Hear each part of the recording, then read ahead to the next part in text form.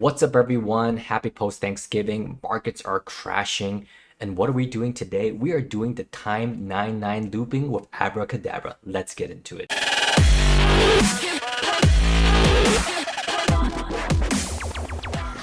Of course, not a financial advisor, not financial advice. This is just me documenting my journey on YouTube. Everything I say, I do on here, basically documenting my movements so that you can criticize, you can see if it's good, if it's bad, let me know down below. The reason we're looking into this really risky crypto is because we have a set strategy in play. If you have not seen my videos on FIRE, Financial Independence, Retire Early, it's all boring, plain vanilla stuff.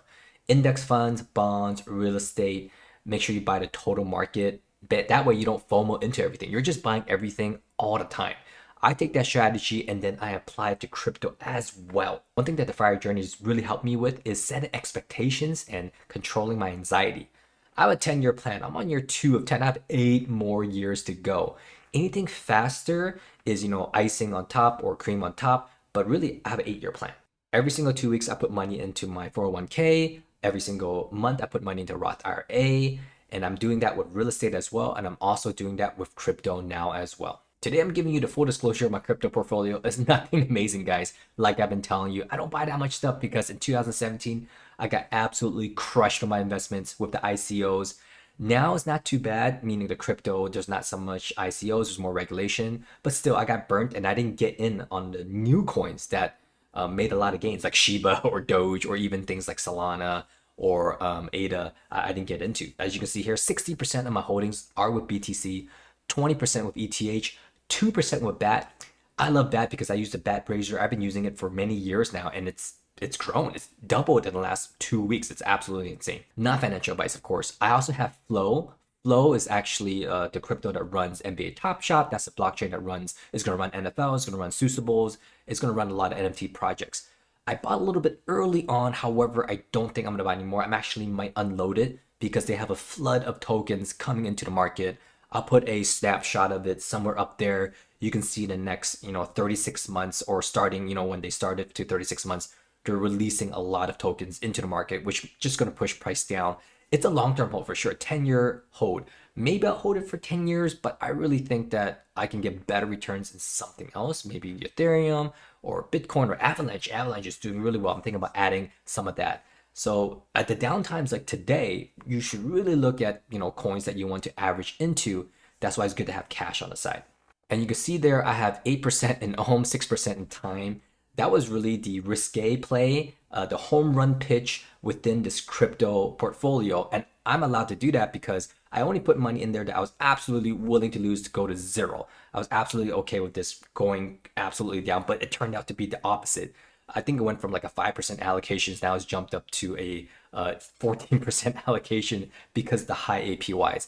It's still an experiment. We don't know how it's going to go, but today we're going to jump even further down into the rabbit hole. We want to show you some time leverage positions. Before we do that, let me tell you my time profit. Pretty much I bought it twice right here. Here's my total cost was 2,600. Here's the total amount I got. I forgot when I bought it. I think it was October, first week October. So it's been almost 2 months now. My total APY has been 0.35 net. The yellow amount is the total amount of time I had now since the first week October to now. So 0.69 is a total. So my profit is 0.35. Now that's not complete profit because the price is down from when I got in. So my profit's 84%, which is still not bad. So we're going to take the 0.35 and we're going to leverage it. And we're going to take the 0.343 when it hits the current price of where I bought it. I'm going to take all that risk capital out and we're only going to play with play money. Rewinding really quickly, we don't know what time is. Time is somewhat of a fork of Ohm, although they want to be the currency of the metaverse, which is still very far away. We don't know what's going to happen. Ohm, I didn't know. Well, I knew it was bought by Mark Cuban, but I didn't know he added to his bag. So it says here that Mark Cuban's wallet showed that he bought an additional $486,000 worth of Ohm on October 28th. I thought he sold out, but I guess not. People tracked his wallet. Now he has over 1,200 Ohm. If you have 1 or 2 Ohm, well, Mark Cuban has 1,200 of them now, and we'll see where this, staking goes and how much richer he's going to be. Another thing I didn't know was Tim Ferriss. I love Tim Ferriss. He says good morning, which means good morning in the NFT world. that means he's an NFT player as well. I didn't know that Tim Ferriss is big in NFT world, but you only say good morning in an NFT world, and he put a 3-3, which means that he's an Omi. The reason I talk about 3-3 is because you need to know about 3-3 to understand 9-9 and infinite looping. Basically, this is game theory. If there's one person on this side, one person on this other side, and they both do these mechanisms, which is stake, stake, then 3-3 occurs, which means that the protocol will stay in the green. This is just one game theory. They said there's many game theories that will play out, and a lot of the community members are very active, suggesting different game theory. And if you go into Discord of Ohm, they actually have a lot of games in there where you can lose your stake, and not lose. It just rebalances to other community members because it's sort of like they have a lot of game theory in there. It's pretty interesting stuff. Now you both bond, meaning that you bond to get more Ohm. That would create a 1-1, which is probably not good for the treasury or for the community, but it's still good. It's a light green. And then, of course, if you sell, then it's net negative for everyone. So that's why 3-3 is the best action for yourself and for the community and the protocol. Everything grows. And of course, you're going to have to sell sometime, but hopefully it's just not at the same time, as you can see right here. So how do we get from here to 9-9? Let's get into it. Before we get into that, there's one last chart I want to show you. There's a Twitter in the Twitterverse that showed the liquidity of these DeFi protocols. It said that Olympus DAO is by far the heaviest, meaning they have the biggest treasury that's non-native token, meaning not their own token, which is the Ohm token. They actually have a treasury worth over $186 million. Now we actually know that the treasury is 732 million non-vested native tokens, meaning that they are probably staked in some farming protocol. They're not vested out yet, so they're non-vested, but it's still within the treasury, still somewhat under control. The basically risk-free is right here, 186 million. But you divide that, then we have the biggest non-risk factor, 25%. Compound is huge, Uniswap's huge, 0%, 0%. I guess these things are just really tied to their own unique token, which come crashing down. It can have no value at all. Aave at 0.44%. Never heard of Gitcoin. Never heard of Maker DAO. I've heard of 21%. Really, Gitcoin's the closest. Never heard of them. Lido, never heard of them as well. Olympus DAO coming up strong. Coming up strong. All right, I owe this instructional Word doc to the calculator guy. I'll put his link down below. He'll give you step by step to how to leverage your time. You can leverage it 9-10 times, possibly even more. Really, it shouldn't be called 9-9. It should be called like 90-90 or 10 times 3, which is 30-30. 9-9 probably just rolls off the tongue and it's easy. Now it's very simple. Take a screenshot of this. I'm not going to talk you through all the steps, but we're going to go through and show you visually how to do this. Of course, the first thing you gotta do is stake time. I have a video down below on how to do that. It's pretty simple. Then you have to go to abracadabra.money. Now, I know it sounds crazy. Abracadabra seems like poof, your money's gonna go away. This protocol is a DeFi platform that allows leverage, allows farm, yielding, and pooling, all that stuff. This was created by the same founder of Time and the same founder of TraderJoe.xyz. This founder, I watched the interview. I'll put that link down below. Also, I'm gonna have a lot of links. He has a very unique view on things. He calls the people who invest with Time, Trader Joe's, and Abracadabra money frogs. So I'm kind of a frog with my lime green glasses here. Anyways, it's a fascinating interview. He did it on an Avalanche event, and he talks about the dysfunctions in DeFi and why he created Time, or not. He didn't create Time. Why he forked Time, and why he wants Time to be the currency of the metaverse, which can be far away. Why he created Abracadabra and different cauldrons for lending so that wouldn't flash crash, and why he created Trader Joe. So he created this whole entire ecosystem even before Time, and then Time just attached onto that as well. Very fascinating interview. I'll put the link down below.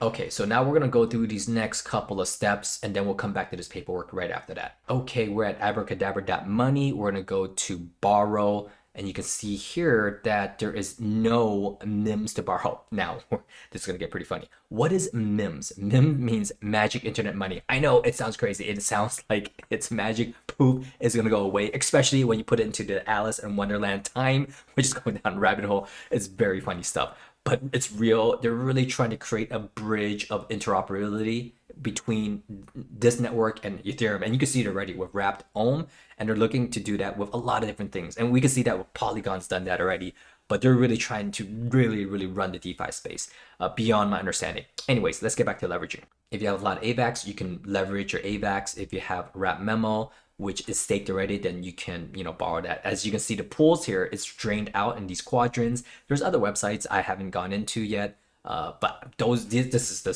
safer bet. The Abracadabra money is safer bet. That's funny.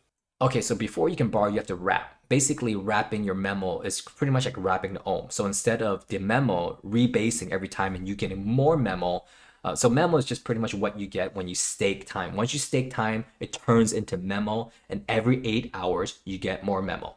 However, with wrap memo, you're not getting the rebase every single 8 hours. You're buying the pretty much the receipt of it, and you're getting an index of it, meaning that you're just gonna get the rebasing of memo since the beginning of time. Well, that sounded pretty funny, but wrap memo pretty much calculates since the beginning of the time protocol how many rebases have happened since its entirety, meaning from when it got started to now, pretty much like wrap ohm. Showing it's probably a little bit easier. You can see here wrap memo since the beginning of time, no pun intended. Whenever that protocol was in September, I believe. Since the beginning, that if you had one memo, that every rebase would be worth about $139,000 now. So every one mem is $1. So this is, it doesn't have a dollar sign because it's a magic internet money. I don't know what I'm talking about anymore, but it's basically 1-to-1 ratio. So $139,807 is how much you would have now if you bought one memo since the beginning of the protocol started, beginning of time. Okay, so to wrap your memo is very easy. If your memos are ready in your MetaMask with Avalanche, you can see here that I have a little bit of memo left. This is my risk capital, which I'm going to cash out later on. I already wrapped my memo, so you'll see under below how much memo I have. But it's really easy. Just click wrap, go in your MetaMask, approve it, and then you'll get your wrap memo. After you do that, it'll show right here your wrap memo. So I have 0.0188 wrap memo. If I multiply this 0.0188 with this 139,000, that should equate to basically how much profit I've earned. And we'll go back to my Excel spreadsheet and I'll show you what that means.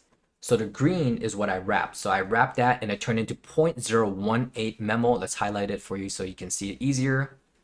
So basically the light blue is how much wrap memo I have. Now, wrap memo times the $6,873 of today's time price equals to $2,441, which is pretty much, how much I put in. So basically that's correct. That's how much wrap memo I have. I only have $2,441 of wrap memo. Now this goes to zero and time totally fails. That's fine because I still have my risk capital that I'm going to pull out. This is just a profit that I'm willing to play around with, leverage.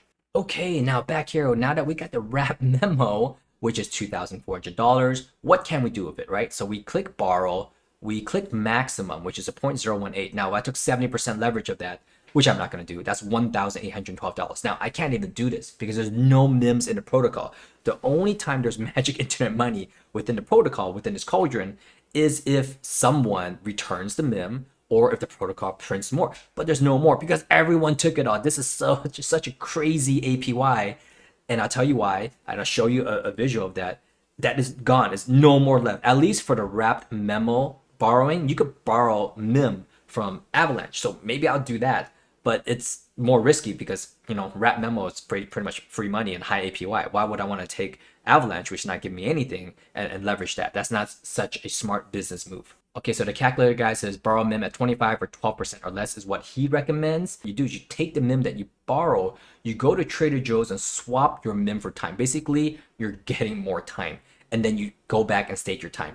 Now, this is cheap to do. It only costs 10, 20, 30 cents to do an Avalanche. If you try to do this in Ethereum, the same game theory in Ethereum, this whole process right here, step 1 through 10, will probably cost you $1,000 in gas, probably $1,200 in gas. So it's not going to work in Ethereum. And then the last step, go back to abracadabra.money, wrap new memo, and collateralize again. Now, if you did this correctly, your time APY should be higher than the APY or interest of MIM. So you unstake your time, you sell that for MIM and Trader Joe's, you get that MIM back, and you pay back everything on the Abracadabra website, basically giving you whole and unstaking everything and getting a fresh new balance of memo. Okay, that might be confusing, but I'll show you a visual. Okay, back on the landing page. Remember when we said 70%, you could get 1,800, 50%, 1,294, and then 25% less, right? You can custom it to 12.5%, which is what the calculator guy says. Now, you can also change your leverage. This is the looping mechanism, the 9,9 that they're talking about right here, which is automatic for you. So you just click that button and it tells you, warning, you open a leverage position, read some documents. You can click on that doc and it'll explain to you leverage. in a basic way, but pretty much they set you at, they give you a swap tolerance so that you don't experience too much slippage. So this just means that you might not get it right away. But your liquidation price, you can set it high or low. So basically, you don't want to do 3.95%. Your liquidation price is 140, which is higher. You're liquidated immediately, pretty much. But you go down, you see your liquidation price goes down. You go down to the lowest that you can go is 1.75, which means that when this wrap memo price gets to 106,000, and that happens is if the price of time drops. If price of time and memo drops, and the entire wrapped memo balance, or not balance, the rebasing total would drop as well because of the value. So if that drops, what is it, 30, 40, no, like probably like 30%. Oh, it says right here, 24.18%, then you'll be liquidated, meaning they'll sell all of what you risked earlier, which is this 0.1. So my 2,400 would be liquidated.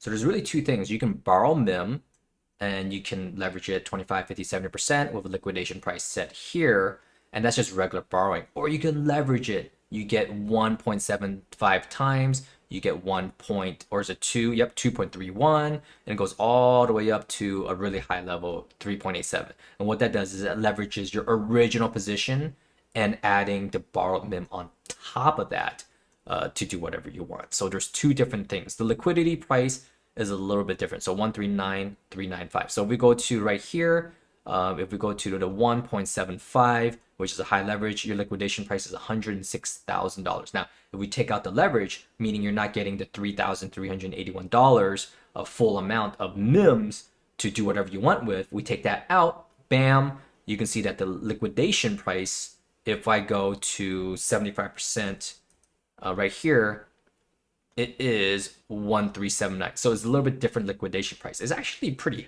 high liquidation price if I brought 75%. 70%, 128, which is still pretty close to here. That's why you don't want to do high leverage. You do lower leverage, for like it's going to take you a long time to draw this down. And we go with what the science guy says, then 22,990, that means this has to drop 80, 90% for it to, for you to get liquidated. So it's much easier or much safer to borrow this and do your own loops. But if you do it with abracadabra money, that they allow you to leverage it, your complete collateral along with the borrowed MIM at a set leverage price, whichever calculation they use. I don't know how to calculate this, but that is their liquidation price, which is lower than if you just borrowed 0.75, right? So we cover the one right here. Let me put my mouse over it, cover the one, and you just leverage it at 75%. At first you saw the leverage liquidation was 129. However, if you leverage 175% with their protocol, their liquidation price is a lot lower. Very interesting stuff, right? I don't know how it operates and why it's different. Maybe because they already have a collateral, meaning they have the MIM and your wrapped memo here, so they're able to create their leverage position that way. Because if you uncheck this and you just borrowed it yourself, right, then their collateral is only right here. They don't have this collateral as well. That you can take that and move it outside and do whatever you want. So maybe that's why their liquidation price is a little bit higher. So when you add those two combined, then your liquidation price gets lower because they have more collateral already. What does this all mean? And that means that you can loop this as many times as you want. And the calculator guy did a spreadsheet on this. He doesn't have it downloadable, but I took a screenshot. You can watch his video below as well. He created a super cool Excel. I can't do these Excel math. This is absolutely nuts the way that he did it. Pretty much just parameters. You put in the wrap memo price, you put in the rebase rate, whatever it is. This rebase rate changes as treasury changes, all that stuff. How much MIM you borrow. Basically, if you have one wrap memo and you borrow 1.75% leverage position, you would have 151,000 MIM total. And that you use that to buy, of course, 1.17 MIM. You add that to what you already had in terms of collateral, and you have a total of 2.17. Really, what you're getting is a APY of 198,000, because basically you're doubling that along with the rebases, because now you have more wrapped memo. Instead of one, you have 2.7. So it is essentially double. Now, if you take that wrapped memo that you have, 2.17, as long as you don't get liquidated, that is, you can do this again. You do another loop, they call it. So you wrap well, it's already wrapped. You take your memo and then you borrow more MIM if it's available. There's no MIM in the Cogent right now. And you do it again. The additional memos where you borrow against. So each time it's just incremental increase. It's not a big increase. That's why your leverage positions fall down a little bit lower each time, because as the increments grow slightly, you can only leverage out a little bit less than the time before. So you can do this up to 10 times before it almost gets to nothing that you can borrow against. However, the calculator guy said it's only probably good up until the third loop, because you're already getting 229%. It doesn't grow that much more after the fact, because there's not enough money to move the needle. It's just very little after like the first couple of loops. So here you could really essentially stop at the third loop here. And the third loop, 99. I mean, if you go, that's why I say it could be 90-90 or 30-30, because you can do this 10 times over. But you don't want to open that many leverage positions when you get incremental increases. Very, very little after that point. After the first 1 or 2, possibly even 3, you can pretty much stop right there. Essentially, you're creating derivatives of your wrap memo and creating another derivative from there. It gets into a very slippery slope. And that's what a lot of people are saying about Tether. They said that Tether just printed massive amount of Tether with no backing. They inflated the price of Bitcoin, and there was not a one-to-one backing. They just created funny money and were able to, inflate the price. And then if everyone pulled out, the whole ecosystem would collapse. And that's what they're saying about Tether.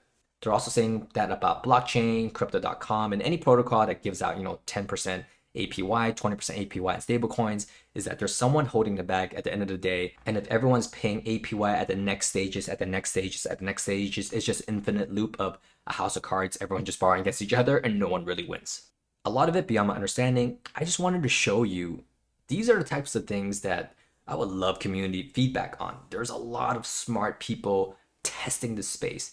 And that's the thing I kind of like about Time and Abracadabra Money, is that they're showcasing what's behind the scenes. This is what people do all day, every day in the real world. They take your money and just spin it around 100 times.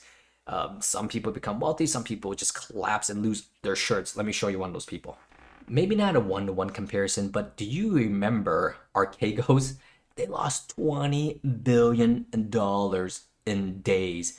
This is a family office manager, and he just took everyone's money and just over leveraged. He just banked on a certain stock. He opened calls or puts, whatever, a leveraged position.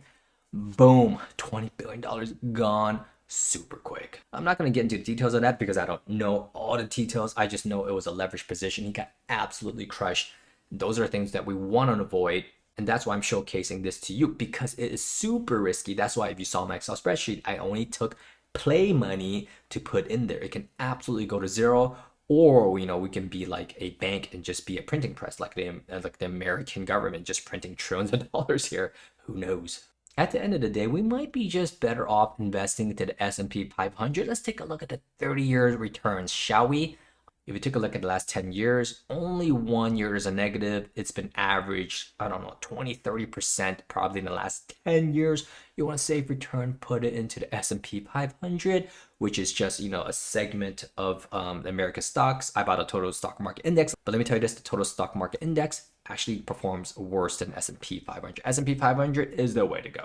Yeah, right here, little steps here, little baby steps here. Most of us try to go from here, this guy here, and bam, we try to jump right here because we hear about NFTs, we hear about crypto, we hear about derivatives, we hear about the printing press of NIM, magic internet money.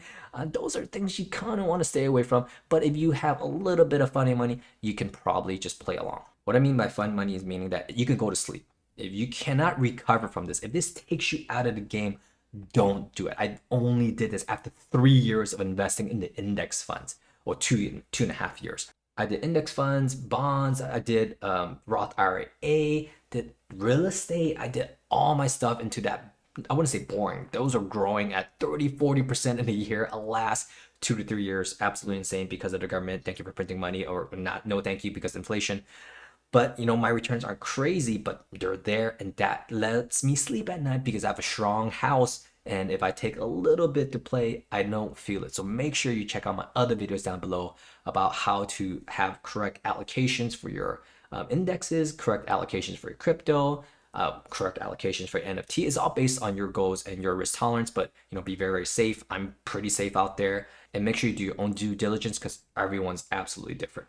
Well, thank you guys for following along. Hopefully the next video I can actually borrow some NIM and leverage it to show you guys what the returns are after a month, after a week. Seems pretty lucrative. It could be all implode and just go away rapidly. I don't think so. I don't recommend this for most people. I'll let you know. I'll let you know what happens. So subscribe, follow along, comment what you like, what you don't like about this protocol, what you want to see next in the videos. Thank you guys so much for following me. And as always, stay healthy, stay fire. I'll catch you on the next one. Peace.